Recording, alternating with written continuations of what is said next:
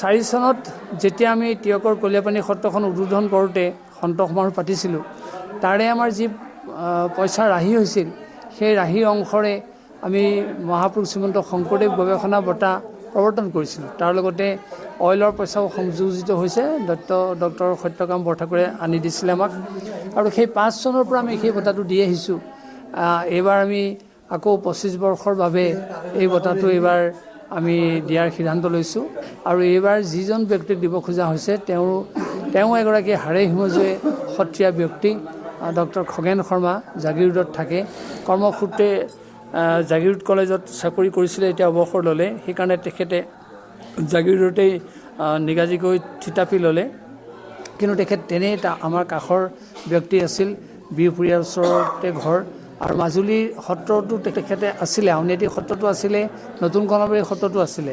সেয়ে আমি তেখেতক সত্ৰীয়া বুলি ক'ব খোজোঁ। আৰু তেখেতে উদাসীন সত্ৰৰ পৰম্পৰা, উদাসীন সত্ৰৰ ত্যাগ, উদাসীন সত্ৰৰ লক্ষ্য উদ্দেশ্য সম্পৰ্কে তেখেতে গৱেষণা পত্ৰ লিখি উলিয়াইছে, আৰু তেখেতে ডক্টৰেটো লৈছে সেই বিষয়ৰ ওপৰত।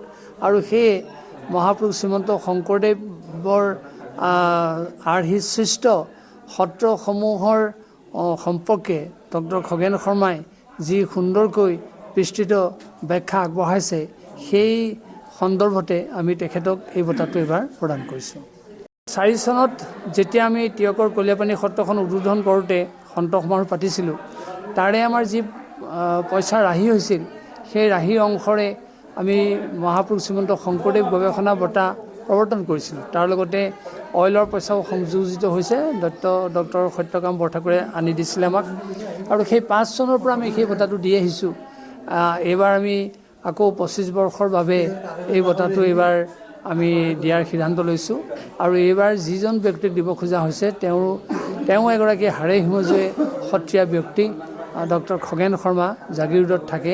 কৰ্মসূত্ৰে জাগিৰোড কলেজত চাকৰি কৰিছিলে, এতিয়া অৱসৰ ল'লে। সেইকাৰণে তেখেতে জাগিৰোডতেই নিগাজিকৈ থিতাপি ল'লে। কিন্তু তেখেত তেনেই আমাৰ কাষৰ ব্যক্তি আছিল, বিহপুৰীয়াৰ ওচৰতে ঘৰ। আৰু মাজুলীৰ সত্ৰতো তেখেতে আছিলে, আউনীআটী সত্ৰতো আছিলে, নতুন কমলাবাৰী সত্ৰতো আছিলে। সেয়ে আমি তেখেতক সত্ৰীয়া বুলি ক'ব খোজোঁ। আৰু তেখেতে উদাসীন সত্ৰৰ পৰম্পৰা, উদাসীন সত্ৰৰ ত্যাগ, উদাসীন সত্ৰৰ লক্ষ্য উদ্দেশ্য সম্পৰ্কে তেখেতে গৱেষণা পত্ৰ লিখি উলিয়াইছে, আৰু তেখেতে ডক্টৰেটো লৈছে সেই বিষয়ৰ ওপৰত।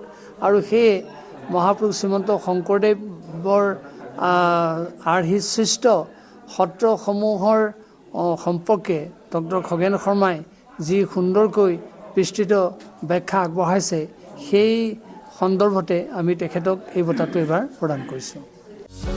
যিকোনো খবৰৰ বাবে যোগাযোগ কৰক আমাৰ এই নম্বৰত 9181 307 2221।